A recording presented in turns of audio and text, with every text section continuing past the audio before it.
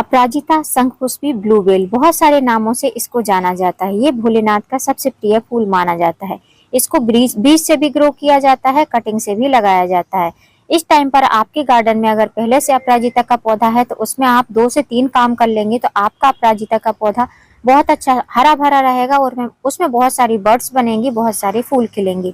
Hello friend, मैं Savita green garden Gujarat से। गर्मियां स्टार्ट होने को है, फरवरी मंथ चल रहा है, पौधे में बहुत सारे काम करने को रहते हैं। इस टाइम पर फरवरी में अगर आप मोस्टली फरवरी ही मेन पीरियड रहता है, इस टाइम पर आप अपने गार्डन में परमानेंट प्लांट में कुछ जरूरी काम कर लेंगे तो आपके परमानेंट प्लांट बहुत अच्छे से गर्मी और बारिश में ब्लूम करते रहते हैं। उनमें सूखन की समस्या नहीं आती, पौधे हरे भरे रहते हैं, पौधे में भरपूर मात्रा में एनर्जी रहती है। मेरे पास भी 2 अपराजिता के पौधे हैं जो सीड से ग्रो किए गए हैं, एक ब्लू कलर का और एक ये जो आप देख रहे हैं लाइट पिंक कलर का। दोनों ही पौधों की आज मैं आपके साथ में कुछ केयर टिप्स शेयर करने वाली हूँ। अगर आपको भी करना है तो आप भी कर सकते हैं और अपने पौधे को मजबूत और हेल्दी बना सकते हैं। जो सामने आपको 2 पौधे दिखाई दे रहे हैं पॉली बैग में लगे हुए, यही वो 2 प्लांट है जो आपने स्टार्टिंग में इनके फ्लावर देखे थे। ये जो आप देख रहे हैं इसमें ब्लू कलर के फ्लावर ब्लूम हो रहे हैं।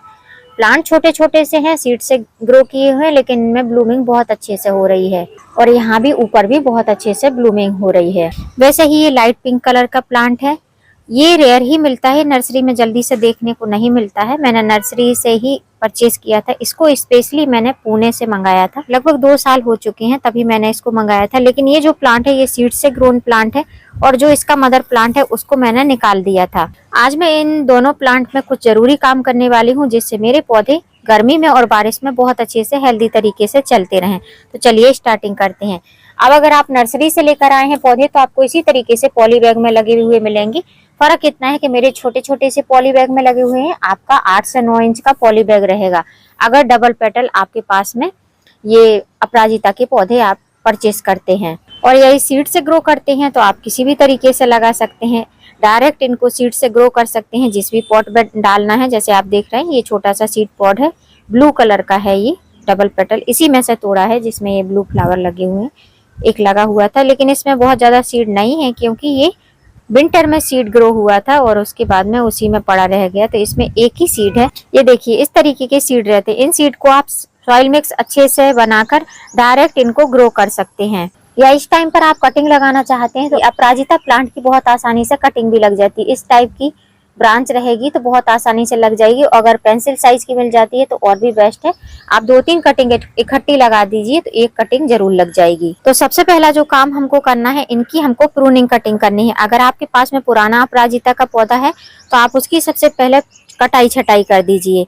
देख रहे हैं ये ब्रांचेस इधर उधर भाग रही हैं तो इनको एक शेप देना है। मैं इसको ट्री का शेप दूंगी इसलिए मैं इनको कट करूंगी। और अगर आपको ऐसे ही बेल की तरह चढ़ाना है तो नहीं भी कट करेंगे, पौधा छोटा है तो आप उसको बांधकर अच्छी तरीके से उसको हैंग कर सकते हैं।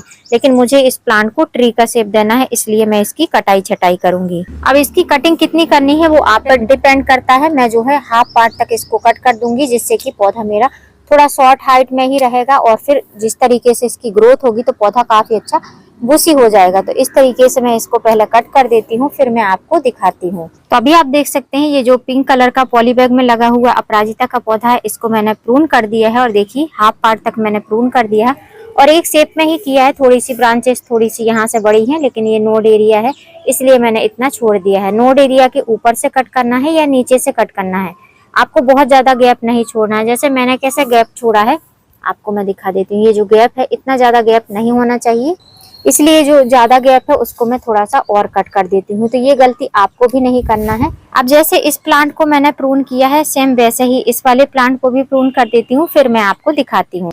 अब आप देख सकते हैं दोनों ही प्लांट को मैंने काफी बराबर साइज से जो है शॉर्ट कर दिया है। अब इसके बाद में सेकेंड काम हमको करना है, ये जो कटिंग करने के बाद में कचड़ा निकला है, अगर आपके पास में सीड नहीं है और आपको ऐसी कहीं ब्रांच मिल जाती है तो आप ब्रांच की कटिंग लगा सकते हैं। कटिंग लगाने के लिए मिनिमम इतनी थिकनेस चाहिए, इससे कम थिकनेस वाली ब्रांच नहीं चल पाएगी। तो ऐसी ब्रांच रहे तो आपको ऐसे कट कर लेना है।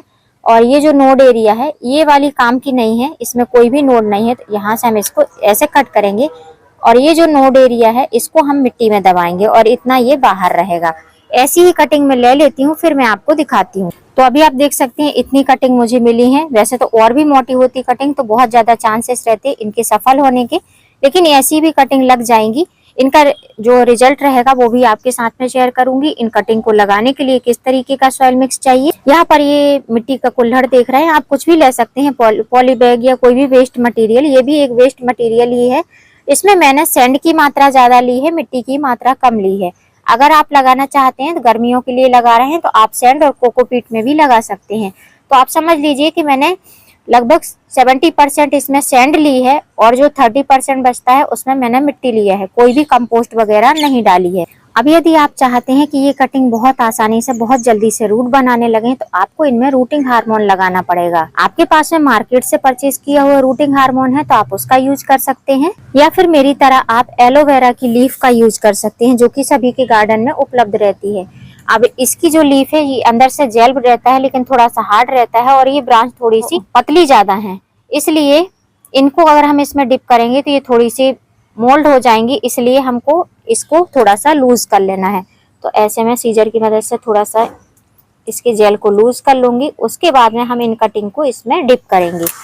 अब जो है अब इन कटिंग को हम इसमें डालेंगे एक एक करके, और जितना नोड एरिया तक आपको इसको मिट्टी में दबाना है वो नोड एरिया तक आपको इसमें एलोवेरा जेल डिप करना है। इसी तरीके से कोटिंग करने के बाद में सभी कटिंग को एक साइड में रख देना है। अब जब तक कटिंग में एलोवेरा जेल थोड़ा सा अच्छे से एब्जॉर्ब होता है तब तक इसमें हमको पानी डाल देना है। कटिंग लगाने के पहले, बीज लगाने के पहले मिट्टी को आपको नम कर देना चाहिए।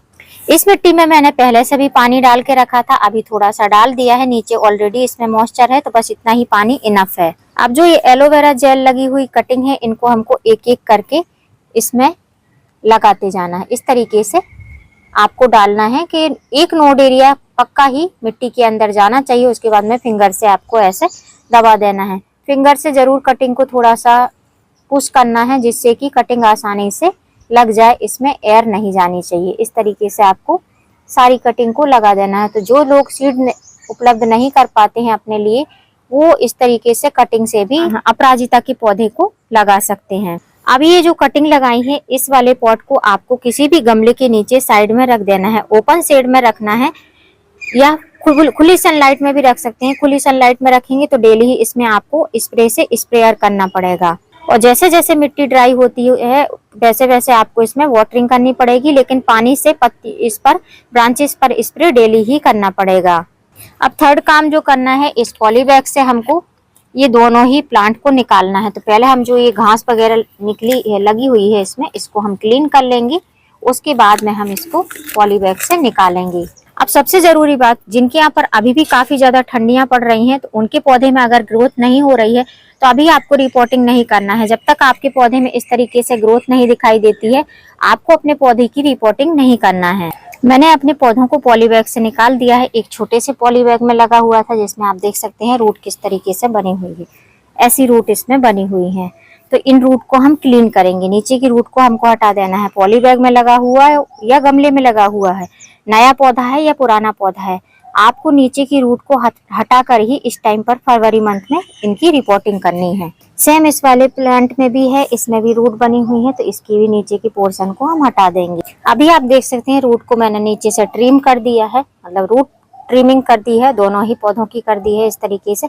अब इन पौधों को लगाने के लिए हम सॉइल मिक्स बनाएंगे। अभी फिलहाल मैं आपको एक पौधे का सॉइल मिक्स बता देती हूँ। एक गमले के हिसाब से मैं 8 इंच के गमले में इन पौधों को लगाने वाली हूँ, तो उस हिसाब से मैंने यहाँ पर गार्डन सॉइल ले ली है।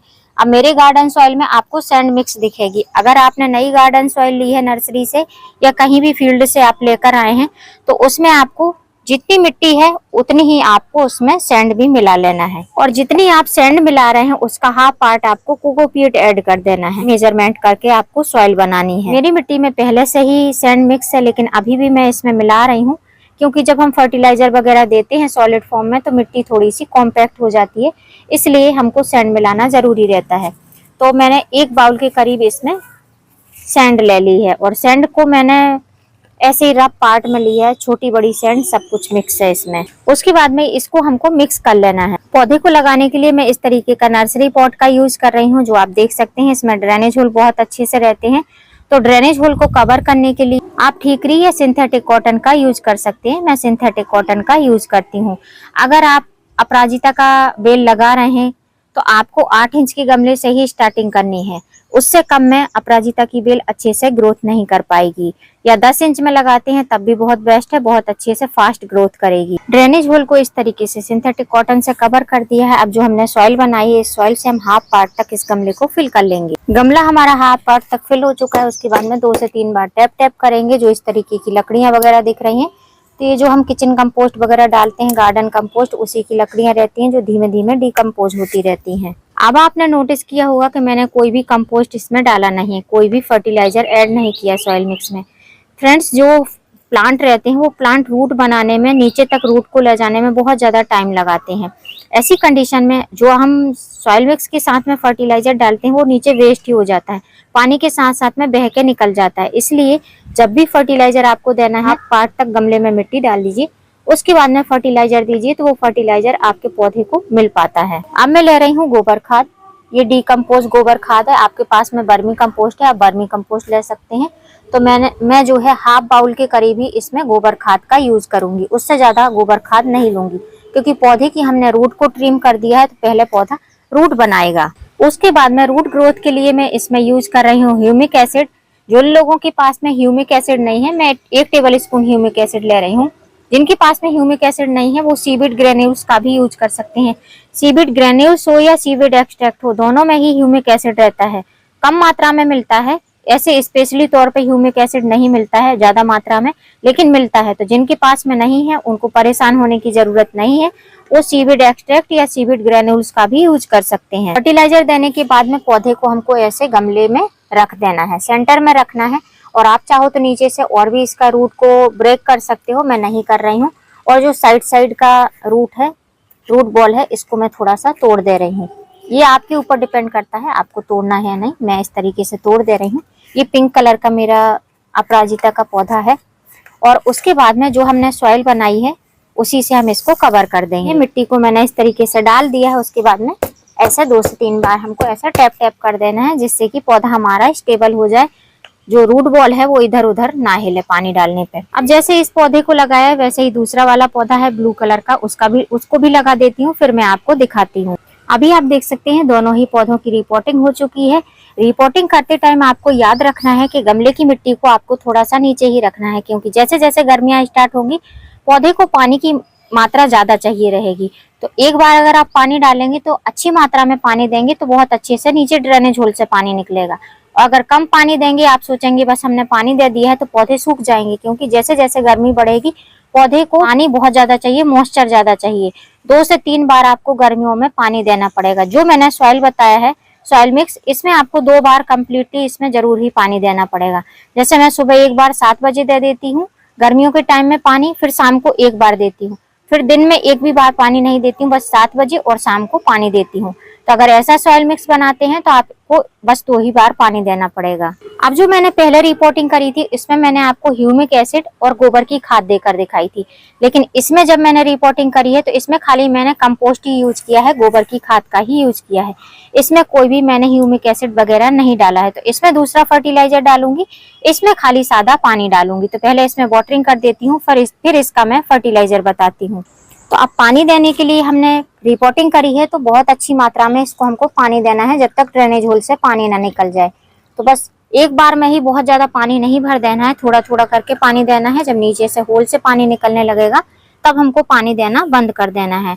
और अब पानी दोबारा हम तभी देंगे जब ऊपर से मिट्टी सूख जाएगी, मतलब पानी नीचे तक पहुंच जाएगा, ऊपर पानी नहीं दिखाई देगा, तब हम इसमें दोबारा फिर से पानी डालेंगे। अब जब तक इसका पानी सूखता है तब तक मैं दूसरे वाले पौधे के लिए आपको फर्टिलाइजर बता देती हूँ। अब इस वाले पौधे में फर्टिलाइजर देने के लिए मैं इसमें लिक्विड फर्टिलाइजर का यूज करूंगी। तो उसके लिए हमको 1 लीटर पानी ले लेना है। 1 लीटर पानी में 7 से 8 ड्रॉप आपको सीविड एक्सट्रैक्ट की ले लेनी है। अगर आपके पास में सीविड एक्सट्रैक्ट नहीं है तो आप सीविड ग्रेन्यूल्स का भी यूज कर सकते हैं, जो कि मैंने आपको पहले ही बताया था। तो इसको लेने के बाद में इसको अच्छे से मिक्स कर देना है और इसके बाद में एज इट इज इसको हमको अपने पौधे में अप्लाई कराना है। तो जिन लोगों के पास में ह्यूमिक एसिड नहीं है, वो नहीं परचेज कर पा रहे हैं, तो वो इस तरीके से सीविड एक्सट्रैक्ट या सीविड ग्रेन्यूल्स भी अपने पौधे में डाल सकते हैं। ग्रेन्यूल्स को उसी तरीके से डालना है जैसे मैंने ह्यूमिक एसिड को रूट बॉल रखने के पहले डाला था, वैसे आप सीविड ग्रेन्यूल्स को डाल सकते हैं। अब थोड़ा थोड़ा जो लिक्विड फर्टिलाइजर है वो ऊपर से सूखने लगा है, तो जो बचा हुआ है इसको भी हम इसमें डाल देते हैं और इस वाले गमले में बस हमको 1 लीटर ही पानी डालना है, क्योंकि इसमें ये लिक्विड फर्टिलाइजर है, ये धीमे धीमे नीचे तक पहुंच जाएगा। इसमें हमको अभी और वाटरिंग नहीं करनी है, जो हमने फर्टिलाइजर दिया है वो एक्स्ट्रा नहीं डालना है, नहीं तो ड्रेनेज होल से पूरा बाहर निकल जाएगा। रूट बॉल इसका थोड़ा छोटा है तो आराम से 1 लीटर पानी में नीचे तक थोड़ा पानी पहुंच जाएगा। लेकिन जिस गमले में हमने सॉलिड फर्टिलाइजर दिया था, सूखे खाद दिए थे, इसमें हमको फिर से पानी डालना पड़ेगा। इसमें जब तक ड्रेनेज होल से पानी नहीं निकलेगा तब तक हमको इसमें पानी देना पड़ेगा। तो अभी आप देख सकते हैं नीचे ड्रेनेज होल से पानी निकलने लगा है। अब इसमें हमको वाटरिंग नहीं करनी है। अब इन दोनों पौधों को हमको ओपन सनलाइट में ही रखना है। जैसे आप देख रहे हैं बहुत अच्छे से इसमें धूप लग रही है, तो ऐसी सनलाइट में ही रखना है। अगर आप इनको शेड में रख देंगे तो इनकी ग्रोथ नहीं होगी और बराबर आप इसमें पानी देते रहेंगे तो रूट इसकी गल जाएंगी। तो ऐसा नहीं करना है, आपको इनको ओपन धूप में ही रखना है। जब मिट्टी इनकी ड्राई हो जाएगी तब इसमें वाटरिंग करनी है। जैसे हमने इसमें लिक्विड फर्टिलाइजर दिया है तो इसमें कल बिगर भूले हमको फिर से 1 मग पानी डालना है, लेकिन इसमें हमको पानी तभी डालना है जब इसकी मिट्टी ऊपर से ड्राई दिखने लगेगी। लेकिन पाइप से या स्प्रे बोतल से साबरिंग आपको डेली ही करनी है। तो फ्रेंड्स, अगर आपने भी अपने गार्डन में अपराजिता का पौधा लगा रखा है और आप चाहते हैं कि गर्मियों में भी पौधे में बहुत अच्छे से फूल खिलते रहें, तो जो काम मैंने किए हैं आप भी कर सकते हैं, अपने पौधे को हेल्दी बना सकते हैं। वीडियो अच्छा लगा हो फ्रेंड्स तो वीडियो को लाइक करना, चैनल पे न्यू है तो चैनल को सब्सक्राइब करना बेल आइकन के साथ। फिर मिलूंगी किसी नई वीडियो में नए टॉपिक के साथ। तब तक के लिए हैप्पी गार्डनिंग।